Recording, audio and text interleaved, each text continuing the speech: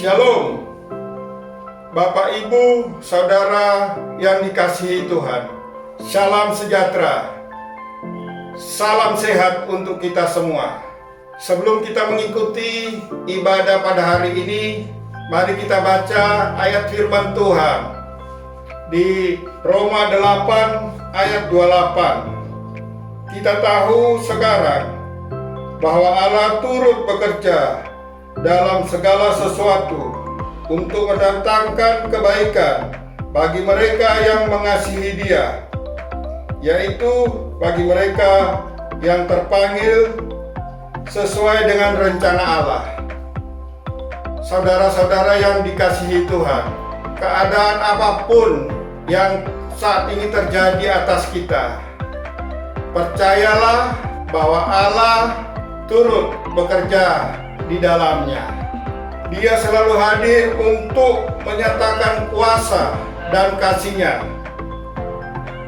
Dia yang memegang dan merancang yang terbaik bagi kita.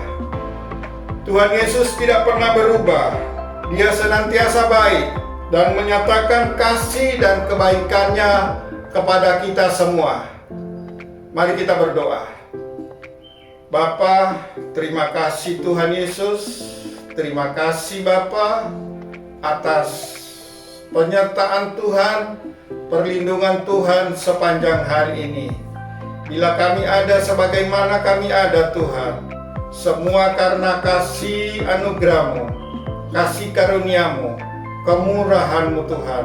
Bila sampai saat ini Tuhan, kami masih tetap sehat, semua karena kemurahan Tuhan. Terima kasih Bapa, terima kasih Tuhan. Kami sebentar lagi Tuhan akan beribadah Tuhan. Engkau pimpin ibadah kami dari awal, pertengahan sampai akhir. Kiranya hadirat-Mu turun atas ibadah kami, kuasa-Mu turun atas ibadah kami Tuhan, urapan-Mu turun atas ibadah kami Tuhan. Terima kasih Tuhan, terima kasih Tuhan. Kiranya damai sejahtera dari Allah Bapa, Putra dan Roh Kudus turun atas kami semua. Terima kasih Tuhan. Di dalam nama Tuhan Yesus Kristus kami sudah berdoa dan mengucap syukur. Haleluya, haleluya, amin. Selamat beribadah. Tuhan Yesus memberkati kita semua. Amin. Haleluya. Shalom semua umat Tuhan. Pagi hari ini kita mau bernyanyi memasmurkan nama Tuhan, sebab Tuhan Yesus menjadi kekuatan dan mazmur kita. Amin.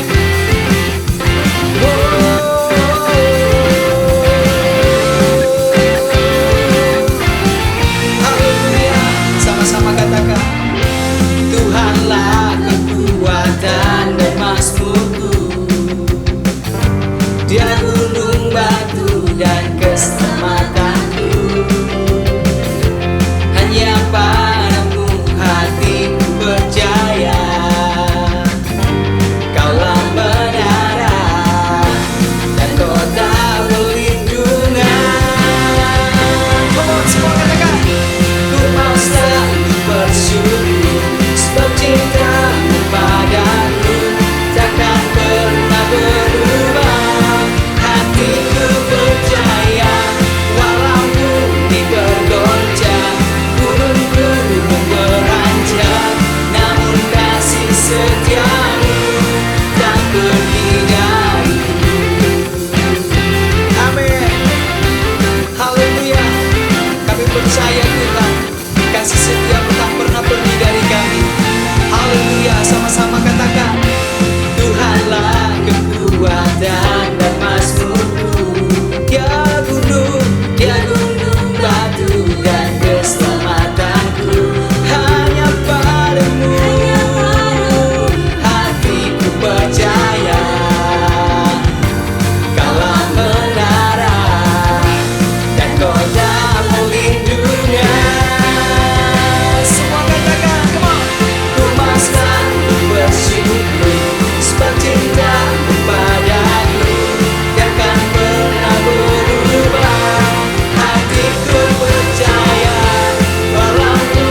bergoncang, gunung-gunung beranjak, namun kasih setiamu tak pergi dariku. Ku mau selalu bersyukur sebab cintamu padaku takkan pernah berubah. Hatiku percaya walaupun bumi bergoncang, gunung-gunung beranjak, namun kasih setiamu tak pergi dariku. Haleluya.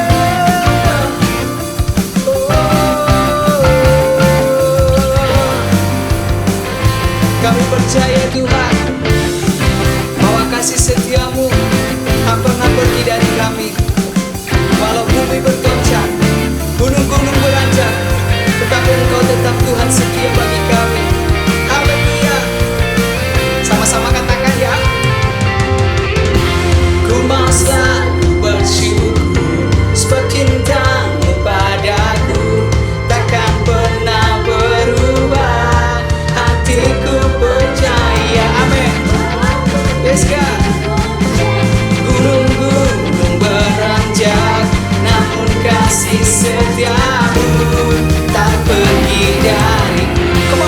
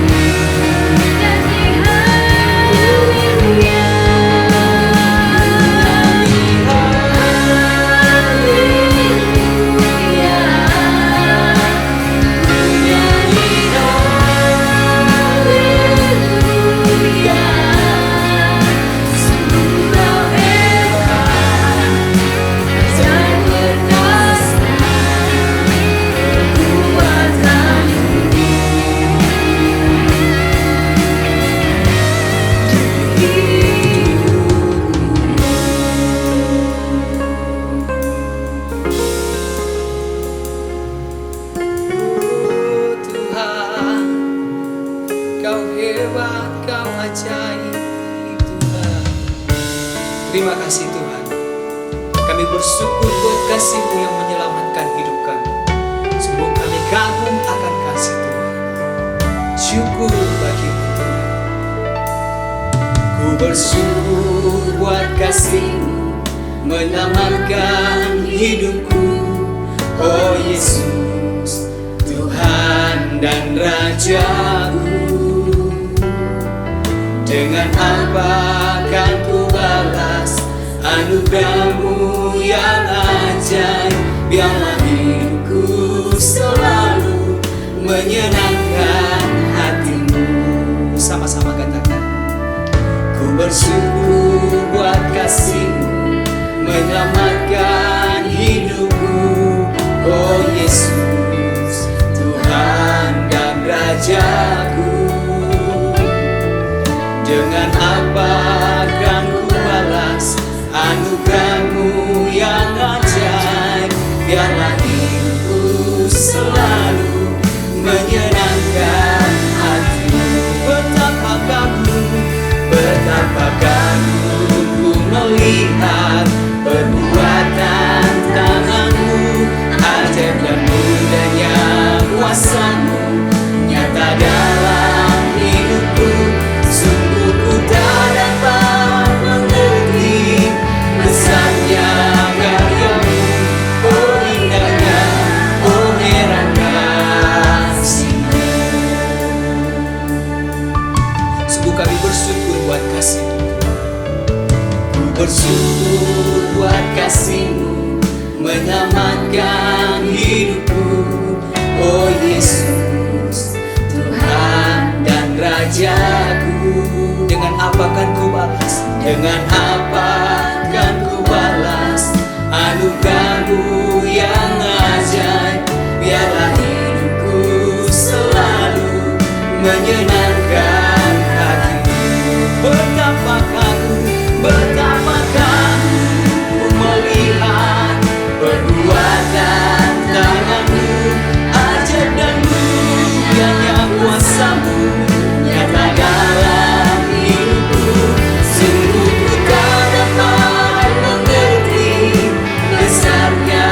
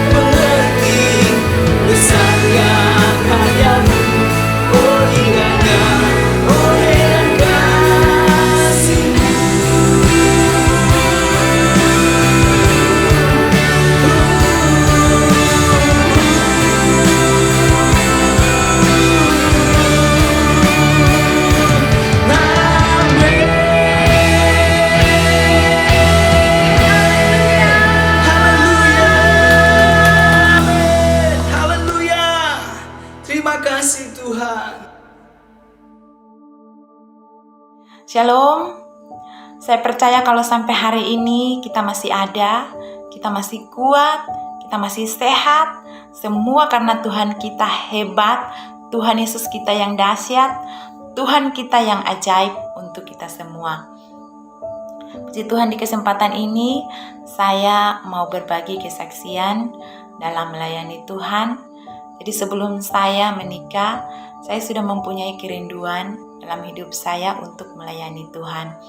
Dan puji Tuhan, pada saat itu saya diberikan kesempatan untuk melayani Tuhan di gereja di mana saya bergereja pada saat itu. Dan saya berkata kepada Tuhan, Tuhan, kalau nanti saya menikah, saya mau suami saya adalah orang yang takut Tuhan, yang cinta Tuhan, dan harus melayani Tuhan.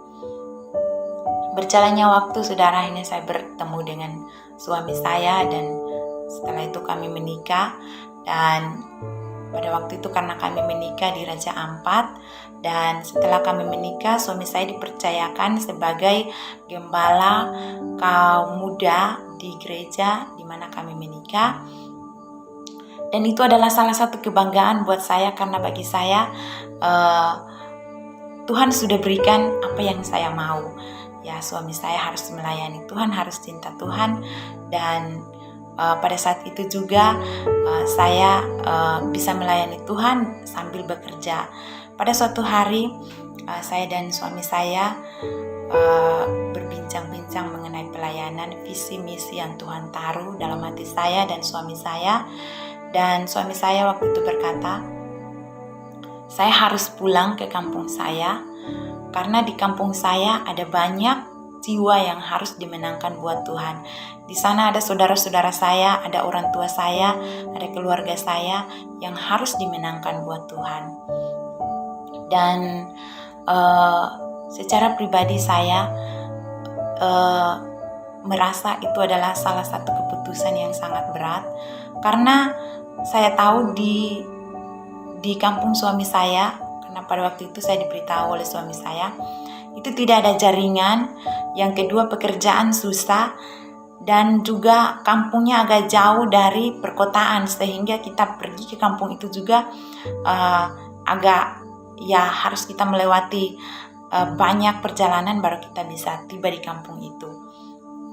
Dan pada saat itu saya sempat berkata kepada suami saya bilang, kenapa kita tidak melayani di sini saja, karena kebetulan Raja Ampat juga lagi, itu daerah yang lagi membangun yang bagus-bagusnya, dan juga sementara ini kita bisa melayani di sini, dan juga kita bisa bekerja. Kenapa kalau kamu mau merintis, kenapa tidak merintis saja di sini? Tetapi visi yang Tuhan taruh di dalam hati suami saya adalah harus memenangkan keluarganya dulu yang ada di kampung. Dan sampai akhirnya saya mengambil keputusan. Saya bilang kepada Tuhan, Tuhan, saat ini saya mau tinggalkan apa yang menjadi milik saya saat ini, keluarga saya, pelayanan pekerjaan saya yang ada di tempat ini, saya mau tinggalkan, dan saya harus ikut suami saya untuk menjalankan visi yang Tuhan sudah taruh dalam hati suami saya. Sampai akhirnya kami pergi ke kampung suami saya.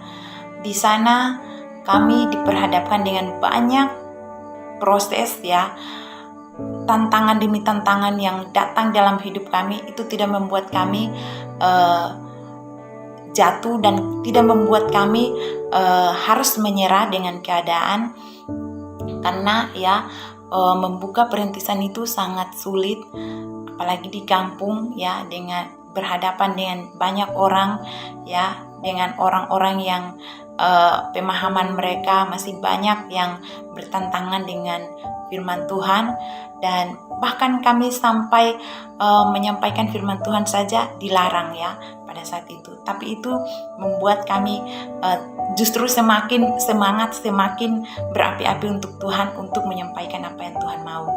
Dan sampai akhirnya saudara dari suami saya berserta anak istrinya memberi diri mereka untuk dibaptis, untuk dimenangkan buat Tuhan. Dan mereka akhirnya, puji Tuhan, dimenangkan, dibaptis, dan mereka itulah jemaat mula-mula kami pada saat kami merintis. Dan berjalannya waktu, saya akhirnya juga punya anak, ya. Saya melahirkan seorang anak saya yang tua itu, yang perempuan. Dan di situ saya merasa Tuhan, sekarang saya sudah menjadi ibu gembala, seorang istri gembala, dan juga saya sudah punya anak. Bagaimana dengan kehidupan kita setiap hari, sementara pekerjaan juga ya tidak ada, tetapi selalu ada, ya, selalu ada yang Tuhan kasih dalam kehidupan kami. Dan juga dengan keadaan seperti ini, bagaimana kami bisa menunjang pelayanan di tempat ini. Setiap hari saya berpikir itu, dan suami saya berkata kepada saya, kita harus berserah penuh kepada Tuhan. Tuhan yang punya hidup kita. Jadi jangan khawatir dengan makan, minum, pakai kita, tetapi mari kita serahkan sungguh-sungguh kepada Tuhan. Jadi setiap pagi kami bangun dengan jemaat, kami doa, kami menyembah Tuhan sebelum memulai aktivitas kami. Kami sama-sama berdoa menyembah dan meninggikan nama Tuhan setiap pagi, setiap subuh, ya. Karena itu menjadi kekuatan kami, ya. Doa dan penyembahan adalah menjadi kekuatan kami. Dan pada saat itu saya kadang-kadang, ya, ingin sekali ada teman, ada orang yang bisa menguatkan saya selain suami saya, ya, karena memang berhadapan setiap hari dengan suami saya. Saya mau ada orang-orang, tetapi tidak ada jaringan. Saya berkomunikasi dengan orang pun sulit. Saya mau telepon orang tua rohani saya saja sulit. Tetapi yang menjadi kekuatan adalah doa, penyembahan setiap pagi. Kita bangun hubungan dengan Tuhan, itu yang menjadi kekuatan dalam hidup saya. Dan masalah hidup, masalah biaya hidup, makan, minum, pakai, ketika kita sungguh-sungguh berserah kepada Tuhan, kita menyerahkan apa yang menjadi hidup kita kepada Tuhan, maka Tuhan akan memberikan yang terbaik buat kita. Makan, minum, pakai itu Tuhan tambahkan dalam kehidupan kita kalau kita sungguh-sungguh menyerahkan hidup kita kepada Tuhan, membangun hubungan kita dengan Tuhan. Bahkan sampai hari ini saya percaya saya masih bertahan dan dalam panggilan Tuhan untuk melayani Tuhan sampai saat ini, dan terus saya mau berkomitmen sampai Tuhan panggil hidup saya terus dalam pelayanan Tuhan. Itu adalah menjadi salah satu komitmen buat saya. Dan saya percaya ketika kita mau menyerahkan hidup kita sungguh-sungguh kepada Tuhan, maka Tuhan buka jalan dalam setiap apapun yang menjadi kebutuhan kita. Mungkin ini saja kesaksian saya. Saya mau biarlah ini menjadi berkat dalam setiap kehidupan kita semua. Dan selamat pagi, shalom, Tuhan Yesus memberkati. Haleluya. Puji nama Tuhan. Puji-pujian penyembahan yang sangat luar biasa. Puji-pujian penyembahan yang sudah memberkati kita semua. Terima kasih untuk tim PAW, tim multimedia yang sudah mempersiapkan ibadah hari ini dengan sangat baik. Tuhan Yesus memberkati pelayanan saudara-saudara semua. Terima kasih untuk kesaksian dari Ibu Deirma Sopyan Sulastri, Ibu Gembala GBI House of Grace Dumdum Halmahera Utara. Kiranya kesaksian dari Ibu Deirma menjadi berkat bagi kita semua. Tuhan Yesus memberkati Ibu Deirma. Bapak, Ibu yang baru pertama kali bergabung bersama kami menyapa Bapak Ibu, Shalom. Bila Bapak Ibu ingin dilayani oleh kami, Bapak Ibu bisa menghubungi nomor HP kami melalui layar HP Bapak Ibu. Kami berharap Bapak Ibu bisa bergabung bersama kami, ibadah online kami, gereja kami House of Grace untuk minggu berikutnya. Tuhan Yesus memberkati. Bapak Ibu, kita akan mempersembahkan persembahan pekerjaan untuk Tuhan. Bapak Ibu bisa mentransfer persembahan pekerjaan untuk Tuhan ke rekening gereja melalui layar HP Bapak, Ibu, Saudara yang dikasihi Tuhan. Sebelum kita akan mempersembahkan persembahan pekerjaan untuk Tuhan, mari kita berdoa. Terima kasih Bapa di surga, terima kasih Tuhan atas kasih anugerah-Mu, atas penyertaan-Mu, atas perlindungan-Mu Tuhan. Bila kami ada sebagaimana kami ada, semua karena kasih anugerah-Mu Tuhan. Tuhan, kami akan mempersembahkan persembahan untuk pekerjaan-Mu Tuhan. Berkati persembahan kami ini Tuhan. Biarlah persembahan untuk pekerjaan Tuhan ini menjadi berkat bagi kami semua. Terima kasih Tuhan, terima kasih. Hanya di dalam nama-Mu Tuhan Yesus kami sudah berdoa dan mengucap syukur. Dalam nama Yesus, amin. Bapak Ibu, hari ini kita akan dilayani oleh Ibu Pendeta Ruth Yulia. Selamat menikmati berkat firman Tuhan. Tuhan Yesus memberkati. Shalom Jemaat House of Grace yang luar biasa yang dikasihi oleh Tuhan. Saya percaya bahwa hari ini kita semua masih ada sampai hari ini. Saya terlalu yakin kasih karunia dan penyertaan Tuhan menyertai kita. Walaupun saya belum bisa ketemu dengan saudara secara langsung, tetapi saya percaya tidak mengurangi kuasa hadirat Tuhan ataupun presence of God. Saya tetap percaya hadir di ruangan saya, hadir di ruangan saudara, dan hadir dimanapun kita berada. Hari ini saya mendapatkan satu tema yang menurut saya tema yang dalam banget dan luar biasa, yaitu mengenai penyerahan hak. Beberapa waktu belakangan ini ada banyak orang yang menghubungi saya melalui WhatsApp maupun DM, dan mereka berkonseling tentang doa, saudara. Mereka rata-rata banyak yang bertanya karena banyak dari mereka tuh hari-hari ini sedang mengalami struggle yang berat berhubungan dengan kondisi finansial, kondisi keuangan pekerjaan mereka maupun dalam pergumulan rumah tangga. Pertanyaan mereka adalah satu pertanyaan yang umum sekali yang cukup sering ditanyakan orang adalah, Bu, mengapa sih doa saya sampai hari ini juga belum dijawab oleh Tuhan?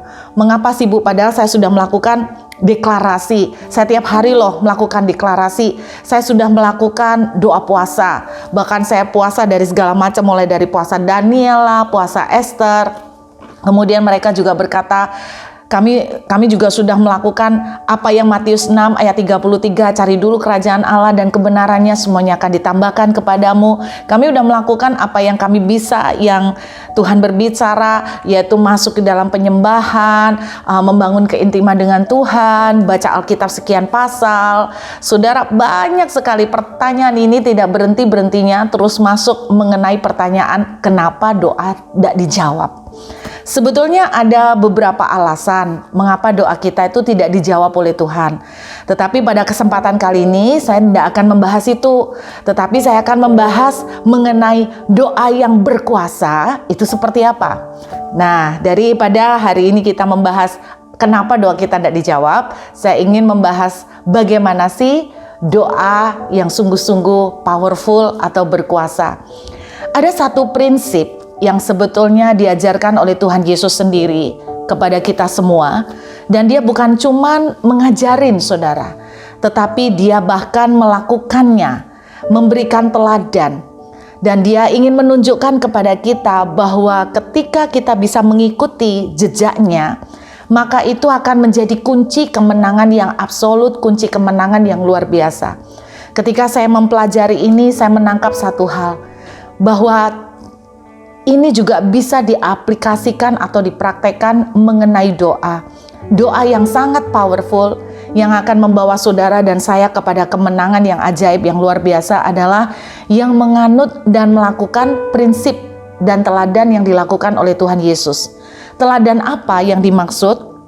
Saya mengajak kita membuka di dalam Injil Yohanes pasal yang ke-12 ayat yang ke-24.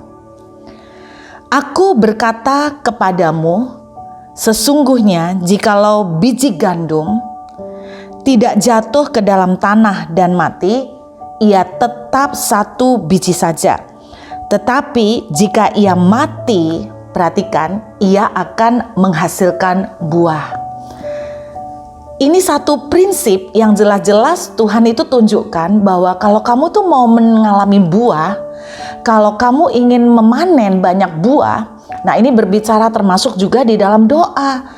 Kalau kita rindu bahwa doa kita itu akan berbuah, akan mengalami panenan, satu prinsip yang Yesus ajarkan adalah sama seperti satu biji, kalau dia tidak mati terlebih dahulu, dia tidak akan berbuah banyak. Sebuah contoh yang lain di dalam Injil Matius, kita lihat dalam Injil Matius pasal yang ke-10 ayat yang ke-39, saudara. Injil Matius pasal 10 ayat 39.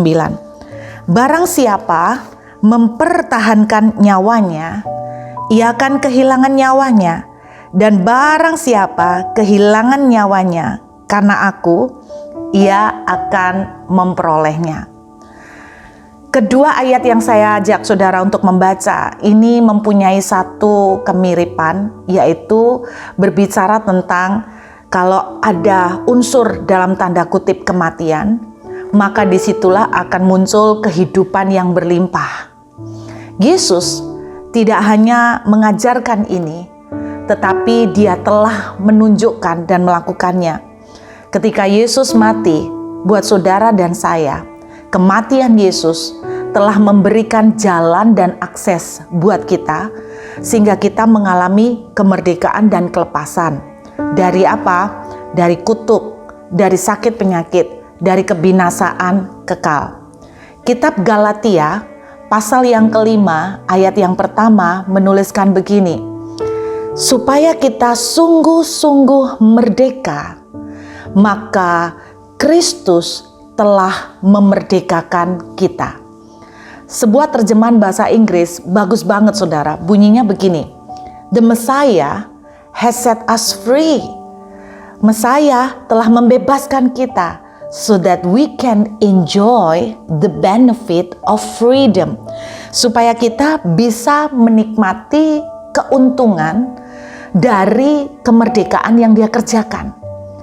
Yesus melakukan prinsip yang ditulis dalam Yohanes pasal 12 tadi, dan dia juga melakukan prinsip yang dituliskan dalam Injil Matius pasal 10, bahwa sebuah biji kalau tidak mati dulu, dia tidak akan mengalami panenan kelipat gandaan. Yesus telah melakukannya, dia mati buat saudara dan saya, supaya kita bisa menikmati kemenangan yang luar biasa, kemenangan atas kebinasaan kekal, kemenangan atas sakit penyakit, kemenangan atas segala kelemahan, dan kemenangan atas kutuk. Itu dengan jelas dituliskan. Di Efesus pasal yang pertama, lagi-lagi Tuhan berbicara cukup panjang melalui surat Efesus bahwa segala sesuatu telah diletakkan di bawah kaki Yesus, dan Kristus diberikan kepada jemaat, yaitu saudara dan saya. Satu biji jatuh ke tanah dan mati, yaitu Yesus, akan menghasilkan buah yang berlimpah. Dan Matius 10 berkata kalau seseorang kehilangan nyawanya, dia akan memperoleh nyawanya. Gara-gara Yesus mati, oleh karena Yesus mati, saudara dan saya, kita beroleh nyawa kita beroleh keselamatan kita. Ini berbicara mengenai satu sikap hati. Bukan berarti bahwa saudara itu saya suruh mati gitu loh. Bukan berarti kita tuh langsung melakukan tindakan harakiri. Tidak saudara. Tetapi ini lebih berbicara tentang attitude atau satu sikap hati. Ada satu ayat lagi, coba kita bisa melihat di dalam Injil Matius pasal yang ke-26. Injil Matius pasal yang ke-26 di ayat yang ke-39. Saudara, inilah satu doa yang saya berpikir begini. Kalau Yesus mengajarkan satu prinsip, bahwa kalau satu biji itu mati lalu menghasilkan buah yang banyak. Saya percaya jika prinsip ini kita lakukan dan kita terapkan di dalam doa, saya yakin sekali kita juga akan menuai panenan yang luar biasa. Bagaimana doa yang berkuasa? Kita akan melihat dalam Injil Matius 26 ayat 39. Inilah sebuah contoh yang nyata mengenai doa yang berkuasa. Kita lihat ayat yang ke-39, maka ia maju sedikit lalu sujud dan berdoa katanya, Ya Bapa, ya Bapakku, jikalau sekiranya mungkin, biarlah cawan ini lalu daripadaku. Tetapi janganlah seperti yang ku kehendaki, melainkan seperti yang Engkau kehendaki. Bapak Ibu Saudara, ini lebih menunjukkan tentang prinsip kehilangan nyawa, maka kamu akan mendapatkan, tentang prinsip biji yang mati, jatuh di tanah dan mati. Ini lebih konotasinya berbicara mengenai sikap hati. Ada satu sikap hati yang kalau kita terapkan di dalam doa, saya sangat meyakini doa saudara akan melahirkan kuasa. Sikap hati seperti apa? Seperti yang Yesus lakukan. Jikalau cawan ini sekiranya berlalu, boleh berlalu. Namun janganlah karena kehendakku. Apakah Yesus tidak punya keinginan? Ada. Buktinya apa? Buktinya dia itu kepengen supaya cawan ini kalau boleh dilalukan dari dia. Yesus punya keinginan, saudara. Tetapi ayat ini menuliskan, dia akhiri dengan kalimat seperti ini. Tetapi bukan karena kehendakku. Berarti kehendak Yesus adalah kepengen untuk cawan ini nggak dia minum. Cawan apa? Cawan di mana dia harus disalibkan untuk menanggung semua dosa saudara dan saya. Yesus juga mengalami sebuah struggle. Kita ingat bagaimana dia di Taman Getsemani sampai berpeluh seperti darah, saudara. Yesus juga mengalami struggle di situ. Dia punya keinginan. Tetapi yang diajarkan Tuhan sebuah prinsip. Keinginan itu dia sisihkan. Keinginan itu dia minggirkan dulu. Dan dia mendahulukan keinginan dan kehendak Tuhan. Yesus sendiri berkata, makananku ialah melakukan kehendak Dia yang mengutus aku. Doa yang berkuasa adalah doa yang dilahirkan dari satu sikap penyerahan hak. Yesus punya hak untuk dia berkata, kenapa harus gua yang mati? Yesus punya hak untuk bela diri. Tetapi dia sisihkan hak itu dan mengutamakan apa yang menjadi keinginan Bapanya. Saudara, inilah sebuah kunci yang Yesus ajarkan, yaitu sikap menyerahkan hak.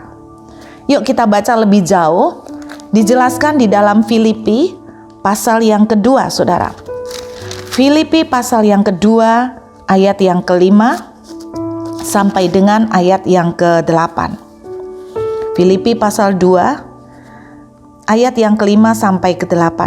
Hendaklah kamu dalam hidupmu bersama menaruh pikiran dan perasaan yang terdapat juga dalam Kristus Yesus. Rasul Paulus mengajari kepada jemaat di Filipi supaya kita itu bisa mempunyai cara berpikir dan perasaan seperti yang ada pada Kristus Yesus. Cara berpikir seperti apa? Perasaan seperti apa? Ayat 6, yang walaupun dalam rupa Allah tidak menganggap kesetaraan dengan Allah itu sebagai milik yang harus dipertahankan. Yesus itu punya hak. Tapi bukan cuma hak, tapi dia punya power. Ketika dia harus diseret, ketika dia harus disesah, dia punya kuasa untuk binasain semua orang yang menyiksa dia. Yesus punya kuasa untuk melakukan miracle pada saat itu juga. Yesus punya kekuatan dan kemampuan untuk bisa lepas dari kayu salib.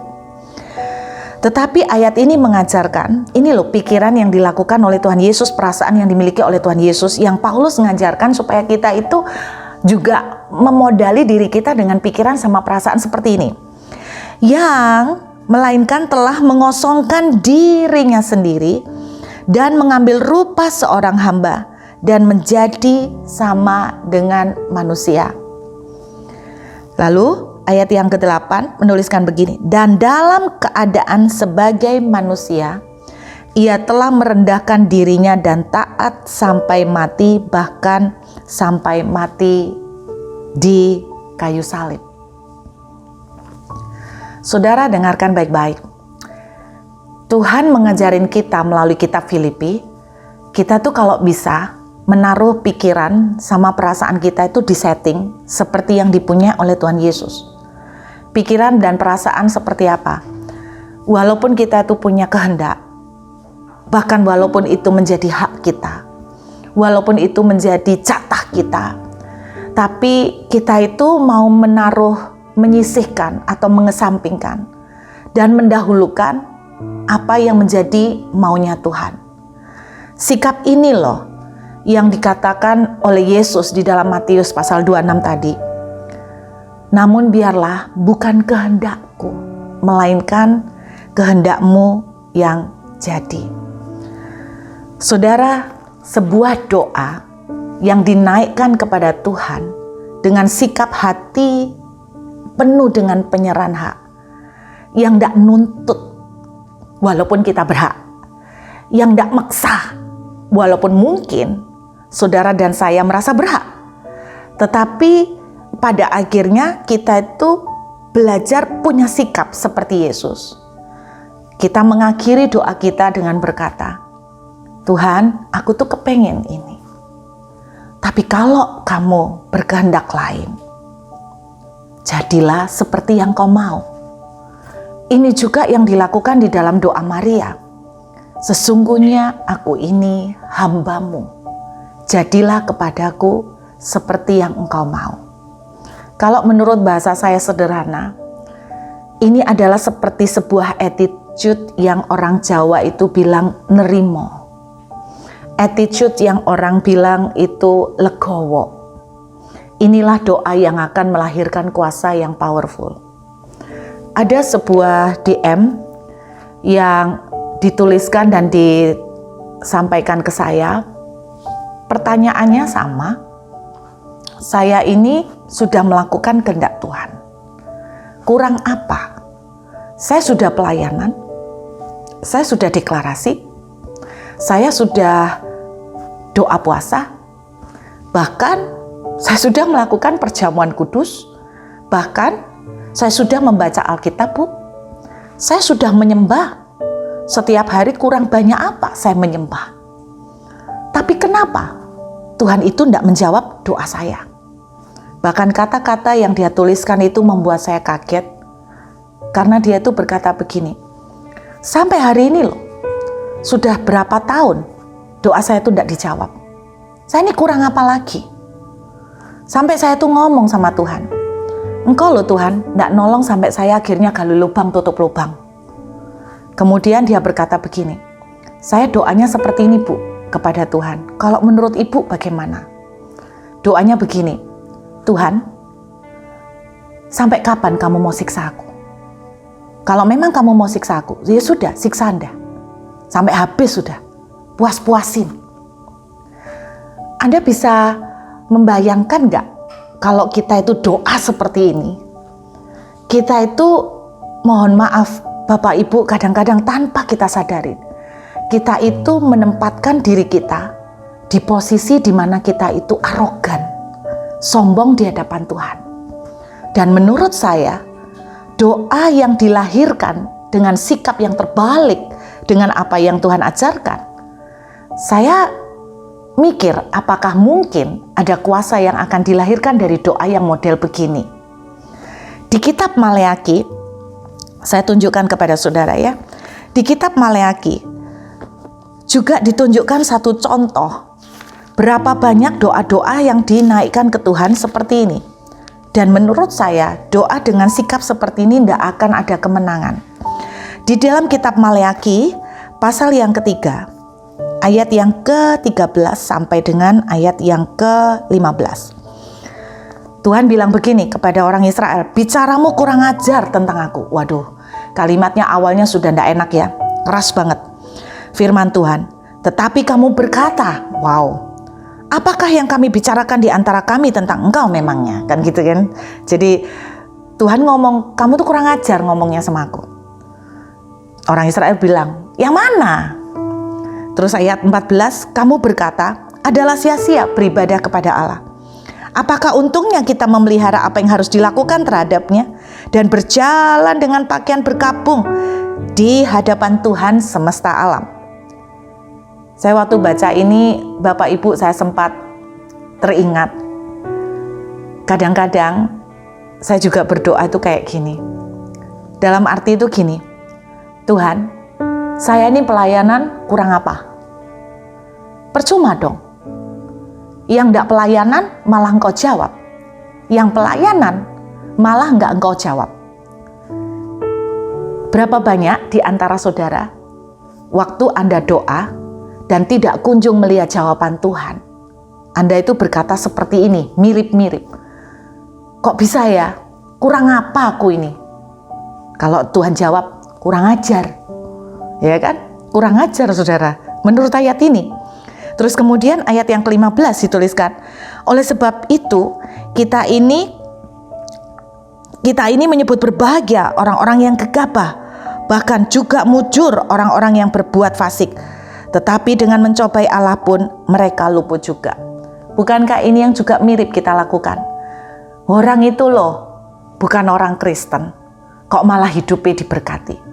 Orang itu loh, malah bukan orang yang percaya, kok rasanya hidupnya enak melulu ya. Bapak Ibu, di mana-mana rumput tetangga seringkali kelihatan lebih hijau. Tapi sebetulnya kalau Anda mendekatin dan tahu kehidupan di dalam mereka, belum tentu sehijau yang Anda lihat di permukaan. Tetapi ketika sikap doa kita seperti kitab Maleakhi, Tuhan ngomong, kurang ajar. Dan orang yang punya sikap seperti ini, kita udah pelayanan Tuhan. Kurang apa? Bukankah ini menunjukkan kita itu arogan, sombong? Hari ini saya ingin mengingatkan Bapak Ibu, doa yang demikian tidak akan pernah justru melihat mujizat. Ada satu contoh lain lagi yang beberapa waktu ini sering saya jadikan sebagai contoh, yaitu di kitab Bilangan pasal yang ke-21. Mudah-mudahan ayat ini boleh mengingatkan kita semua, Bapak Ibu. Bilangan pasal 21 ayat yang keempat sampai dengan ayat yang kelima. Sesudah mereka berangkat dari Gunung Hor berjalan ke arah Laut Tebrau untuk mengelilingi tanah Edom, maka bangsa itu tidak dapat lagi menahan hati di tengah jalan. Lalu mereka berkata-kata melawan Allah dan Musa, mengapa kamu memimpin kami keluar dari Mesir? Supaya kami mati di padang gurun ini? Sebab di sini tidak ada roti, tidak ada air, dan akan makanan yang hambar ini, yaitu mana, kami telah muak. Wow, kasar banget ya. Bapak Ibu, saya tuh membayangkan ya, kalau kita ini misalnya sebagai seorang mama nih, saya contohnya, misalnya saya tuh nyiapin makanan. Mungkin saya enggak terlalu pintar masak. Kemudian Anda bisa membayangkan nggak kalau misalnya anak-anak kita tuh bilang, muak aku sama makanannya mama. Gak seneng aku. Mama memangnya mau bikin kita mati? Mama memangnya seneng ya mau lihat kita kurus? Mama memang seneng ya kalau kita itu susah? Orang tua kalau dengar anaknya seperti ini, apa yang Anda rasakan? Anda akan merasakan anak Anda itu akan benar-benar kurang ajar. Anda akan merasakan anak Anda itu tidak bisa mengucap terima kasih. Anda bisa berteriak, aku ini loh, sampai belain pagi-pagi. Aku memang tidak bisa kayak chef yang terkenal atau chef internasional yang pintar masak. Tapi aku melakukan ini karena aku cinta. Dan aku sudah melakukan yang terbaik untuk anak-anakku. Supaya mereka kupastikan tetap ada makanan. Saudara, pernahkah Anda dan saya membayangkan ketika Anda dan saya berdoa dan kemudian sikap doa kita mulai berkata, bosen loh aku Tuhan nunggu. Sampai kapan sih? kamu loh ndak jawab-jawab. Aku ini sudah kayak gini, kurang apa sih? Apa kamu tuh mau matiin aku ta? Saya langsung ingat konseling yang disampaikan ke saya. Apa kamu tuh mau bunuh saya ta? Apa kamu tuh mau nyiksa saya ta? Siksaan terus ta? Sampai aku habis gitu ta? Saudara, wow. Alkitab menuliskan, tidak lama kemudian ular-ular tedung itu diperintahkan untuk membunuh dan menyakiti mereka. Bapak Ibu, ketika doa yang kita naikkan ke Tuhan dengan sikap hati yang sombong dan angkuh, kita tidak akan melihat breakthrough maupun keajaiban. Lalu sikap hati seperti apa? Sebuah biji jatuh ke tanah dan mati. Seperti yang Yesus doakan, aku pingin ini Tuhan. Tapi kalau Engkau tidak menjawab, aku tidak ngerti. Tetapi aku percaya, kalau memang Kau belum menjawab, Engkau tahu yang terbaik. Beri aku kekuatan untuk memiliki hati yang luas Tuhan. Untuk bisa berbesar hati. Untuk bisa menerima ini dengan ikhlas. Justru sikap doa yang seperti ini, yang secara manusia kita kelihatannya, loh kita ngelepasin dong. Kita total rilis dong. Kelihatannya kita kehilangan sesuatu. Tetapi percayalah prinsip firman Tuhan. Pada saat engkau kehilangan nyawamu. Nyawa itu kan sesuatu yang kita sayang. Pada saat kita tuh menyayangi keinginan kita, kepengen ngebet banget dengan keinginan kita pertahankan keinginan kita. Dan pada saat kita rilis itu, kita lepaskan. Saudara, janji firman Tuhan, kamu justru akan mendapatkan kembali nyawamu. Saya ingat sebuah ayat lagi di dalam kitab Pengkhotbah. Dituliskan begini, lemparkan rotimu ke air, maka kamu akan mendapatkannya kembali. Tidak lama setelah itu. Saudara, lemparkan rotimu ke air. Roti itu bicara tentang sesuatu yang kita makan, sesuatu yang penting, karena itu yang kita perlukan. Kita Pengkhotbah mengajarin kita, lemparkan ke air. Loh, roti dilempar ke air ya pasti nggak bisa dimakan. Sesuatu yang kita pegang, apalagi kalau cuma satu, mana mau saudara kita lempar ke air. Karena kalau kita lempar ke air sudah pasti alamat nggak bisa dimakan, nggak bisa kita ambil lagi. Tetapi kita Pengkhotbah mengajarin kita, lemparkan rotimu itu ke air, maka kamu akan mendapatkannya kembali tidak lama setelah itu. Lah ini satu prinsip kehilangan yang kita senengin, kehilangan yang kita harapin, kita ikhlas, maka kamu akan mendapatkannya kembali. Justru satu doa yang sangat powerful adalah doa yang dimana kita tuh belajar untuk melepas apa yang menjadi keinginan kuat kita. Melepas apa yang sebetulnya menjadi hak kita. Melepas apa yang sebetulnya menjadi keinginan kita yang dalam. Saudara, kekristenan seringkali dianggap mengajarkan hal yang bodoh. Kalau kamu ditampar pipi kananmu, kasih pipi kirimu. Tetapi ini justru kunci kehidupan, kunci kemenangan. Saudara, mungkin kau berkata, aku berhak dihargain. Aku berhak dibela. Apa yang dia lakukan kepada saya justru jahatnya luar biasa. Aku itu punya hak, nggak boleh diinjek-injek seperti ini. Aku tuh punya hak untuk didengerin. Tetapi apa yang dia lakukan, dia sangat mengambil, merampas apa yang menjadi hak saya. Tetapi pada saat saudara dan saya mengalami seperti itu dan kita bisa berdoa, Tuhan, aku memang kepingin dihargain. Aku memang kepingin dia itu menghormatin aku sedikit. Tapi kalau itu ndak aku dapatkan, aku percaya, jadilah seperti yang Engkau kehendaki. Aku ndak mau balas dendam, walaupun aku berhak untuk melakukannya. Tetapi kalau ini terjadi, ini pun atas seizin-Mu. Bapak Ibu, saya mengajak saudara melakukan sesuatu yang tidak mudah. Belajar melepaskan hak. Seringkali saat kita itu menginginkan sesuatu dan kita belajar melepaskan seperti kata kita Pengkhotbah, justru engkau akan mendapatkannya kembali. Barang siapa kehilangan nyawanya, yang dipertahankan tuh ya, justru engkau akan mendapatkannya kembali. Apa yang menjadi keinginan terbesar saudara, yang mungkin bertahun-tahun ini saudara gandolin terus? Kata emak engkong zaman dulu, kalau main layang-layang, jangan terlalu ditarik kenceng. Karena kalau kamu nariknya kekencengan malah putus. Saudara, ada waktu di mana kita itu rilis. Ada waktu kita itu lepasin.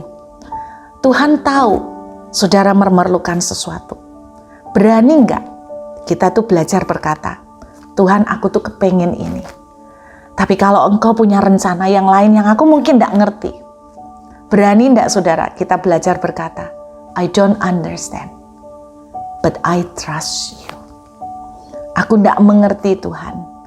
Kenapa? Tapi aku mau belajar percaya bahwa semua yang engkau atur itu terbaik buat saya. Hari ini mari kita mengintrospeksi. Bukan tangan Tuhan tidak mau menolong. Bukan Tuhan cuek. Tapi mungkin attitude hati kita tidak bagus. Sehingga apa? Kita justru melihat ular tedung mengambil dan menghancurkan hidup kita. Kita justru melihat banyak kerugian di sana sini. Saya berkata kepada orang yang konseling sama saya, kalau Anda mau melihat terobosan, belajar perbaikin kita dulu dari attitude, sikap hati. Apakah kita menghampiri Tuhan dengan sombong, dengan arogan? Atau kita berkata, Tuhan, aku tuh sakit dilukain seperti ini. Hatiku tuh pengen bales Tuhan, aku tuh pengen nampar. Dan aku tuh berhak, karena apa yang dia lakukan sangat tidak fair. Tetapi karena Engkau Tuhan, aku mau kuburkan semua ini. Aku tidak akan lakukan ini Tuhan. Karena aku mau melakukan apa yang Kau kehendaki. Aku akan rilis Tuhan. Aku akan lepaskan. Aku ikhlas. Aku nerimo Tuhan. Aku legowo. Ketika kita punya sikap hati seperti itu, percayalah. Firman Tuhan bilang di dalam Keluaran ya, pasal 14 ayat 14, Tuhan katakan begini, pada waktu kita itu bisa tenang, maka Tuhan akan berperang buat kita. Pada waktu kita bisa tenang, Tuhan akan berperang buat kita. Salah satu bentuk ketenangan adalah karena kita belajar untuk tidak mempertahankan hak. Orang yang ngotot mempertahankan hak, itu yang bikin dia tidak tenang, itu yang bikin dia emosi, itu yang bikin dia sumpek, karena dia merasa dia berhak untuk diperhatikan Tuhan. Kenapa saudara dan saya banyak stres ketika doa kita tidak dijawab? Karena kita berkata, aku ini sudah pelayanan, sekarang mana upah saya? Orang yang gandolin seperti ini tidak akan membawa kebahagiaan. Perasaan dan pikiran seperti itu tidak akan mendapatkan damai sejahtera dan ketenangan. Mari belajar hari ini Bapak Ibu Saudara. Kalau Anda sedang berdoa dan belum melihat jalan, saya ingin menantang, yuk belajar kita tuh ngomong begini, I don't understand, but I trust you. Ketika saya sempat mengalami di Perth, saudara, saya sempat harus keluar dari rumah yang kami tempatin pada waktu itu. Dan saya bingung harus kemana. Hati saya sempat dipenuhi dengan emosi, hati saya sempat dipenuhi dengan rasa marah. Karena saya merasakan perlakuan yang tidak adil. Tetapi pagi itu ketika saya berdoa, tiba-tiba ada sebuah suara yang berkata begini, hati-hati loh. Karena reaksi kamu akan menentukan blessing yang akan kamu terima. Karena reaksi kamu kalau salah, kamu akan kehilangan blessing yang besar.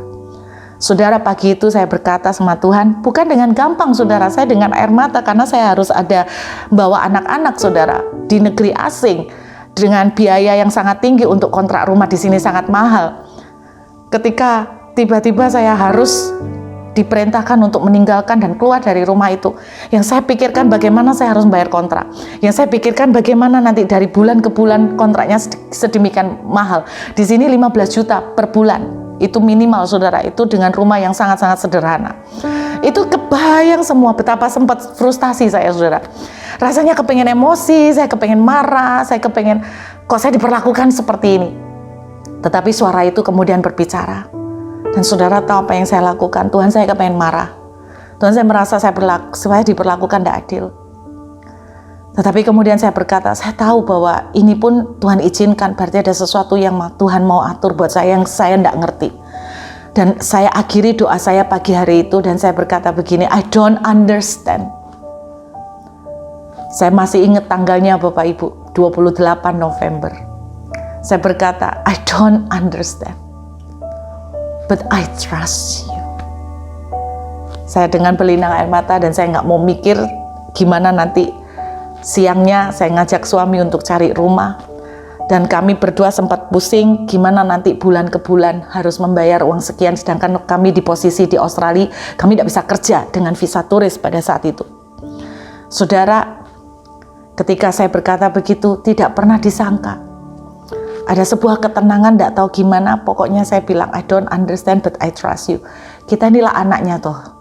Kalau kita ini anaknya, masa Bapak Ibu meyakini bahwa Tuhan itu akan biarkan kita? Wong kali Alkitab bilang, anaknya nangis minta roti aja Tuhan tidak akan kasih batu kok. Itu yang membuat saya tenang. I don't understand, but I trust you. That you will never leave us. Kau nggak akan tinggalin kami. Tapi aku nggak ngerti gimana caranya. Jam 2 siang, pagi berdoa. Jam 2 siang, sebuah mujizat terjadi. Kami mendapatkan pinjaman yang ajaib sekali. Secara supranatural. Yaitu rumah yang kami tempati hari ini. Semuanya free. Semuanya dengan cara yang ajaib. Saudara, mari dengarkan, saat kita punya sikap kerendahan hati, belajar menyerahkan hak kita. Walaupun kau merasa itu berhak. Tetapi saat kita memperlengkapi pikiran dan perasaan kita, dengan pikiran dan perasaan seperti Yesus. Bapa, jikalau boleh, cawan ini berlalu daripadaku, tapi bukan kehendakku, melainkan kehendak-Mu yang terjadi. Saya yakin mujizat akan terjadi. Saya yakin breakthrough akan tercipta. Dan saya yakin damai sejahtera akan menguasai saudara. Dan ketika damai sejahtera dan ketenangan, Tuhan berkata, aku akan berperang ganti engkau. Jadi kuat Bapak Ibu, mari kita berdoa. Kami ucap syukur buat kesempatan saat ini. Biar dimanapun anak-anakmu berada dan sedang berdoa menangis untuk sebuah kebutuhan dan pergumulan. Kami belajar introspeksi Tuhan saat sikap kami kurang ajar. Biar kami semua boleh bertobat kembali. Dan mungkin ada hal-hal yang kami tidak mengerti kenapa Tuhan sampai hari ini belum menjawab. Tetapi beri kami kekuatan untuk punya sikap memperlengkapi pikiran dan perasaan kami seperti Kristus yang berkata, I don't understand, but I trust you Lord. Kami percaya kepadamu walaupun kami belum mengerti. Biarlah cawan ini Tuhan, bukan kehendak-Ku melainkan kehendak-Mu yang terjadi. Dan kami percaya mujizat akan terjadi. Seperti firman-Mu, ketika biji itu jatuh ke tanah, akan berbuah berkali-kali lipat. Biarlah kekuatan ilahi menyertai kami semua. Damai sejahtera-Mu bersama dengan kami. Hanya di dalam satu nama Tuhan Yesus, kami mengucap syukur dan berdoa. Haleluya. Amin. Tuhan memberkati Bapak Ibu. Haleluya, haleluya. Luar biasa firman Tuhan yang powerful, sungguh memberkati kita. Terima kasih buat Ibu Ruth Yulia yang sudah jadi berkat bagi kita, sehingga kebenarannya membangun, menguatkan, membuat kita hari ini semakin termotivasi untuk mengalami janji dan kemenangannya dalam hidup kita. Tuhan kiranya memberkati dan memakai Ibu Ruth Yulia untuk kemuliaan namanya. Mari Bapak Ibu Saudara, kita bangkit berdiri, kita mau terima berkat Tuhan, kita tutup ibadah online kita hari ini. Tuhan Yesus, kami sungguh bersyukur bahwa Tuhan sudah melawat kami dari awal, dari pujian penyembahan. Bahkan hari ini kami juga dilawat oleh firman Tuhan yang hidup dan berkuasa. Kami percaya firman-Mu jadi jawaban bagi kami. Kami berdoa berkati Ibu Ruth Yulia yang sudah menyampaikan firman Tuhan. Kiranya Tuhan pakai terus, biar nama Tuhan dipermuliakan. Banyak orang-orang diberkati lewat hidup, lewat pelayanannya dan panggilannya. Berkati juga setiap kami yang hari ini join Tuhan, yang sedang membutuhkan pertolongan Tuhan. Tuhan jamah kami, yang sedang membutuhkan mujizat Tuhan sembuhkan, Tuhan pulihkan, Tuhan tolong kami, supaya kami boleh melihat Tuhan sungguh hidup dalam hidup kami. Terima kasih buat hari ini Tuhan. Kami sungguh diberkati lewat ibadah ini. Kami percaya kami mengalami perjumpaan dengan firman, dengan hadirat dan kuasa-Mu. Sebentar kami mau tutup ibadah kami. Tuhan, biar Engkau sendiri yang memberkati kami. Mari kekasih-kekasih Tuhan, angkat wajahmu, tengadahkan kepada Tuhan, angkat kedua tanganmu, kita terima berkatnya. Kiranya damai sejahtera yang berasal dari Bapa segala terang, yang di dalamnya tidak ada bayangan pertukaran, memberkati kita secara roh, jiwa, tubuh, mengalami kelimpahan, kebaikan, kemurahannya. Cinta kasih dari Yesus, anaknya yang kekasih, kuat kuasa Roh Kudus dan penghiburan dari pribadi yang hidup Allah Roh Kudus menyegarkan, memulihkan kita sampai Maranatha. Dia menjemput kita di awan-awan permai. Di dalam nama Tuhan Yesus Kristus, kami tutup ibadah kami dengan penuh pengucapan syukur. Kami terima berkat-Mu, bersama-sama kita katakan, amin, amin, amin. Tuhan memberkati Bapak Ibu. Sampai ketemu minggu depan dalam ibadah online yang sama. God bless you.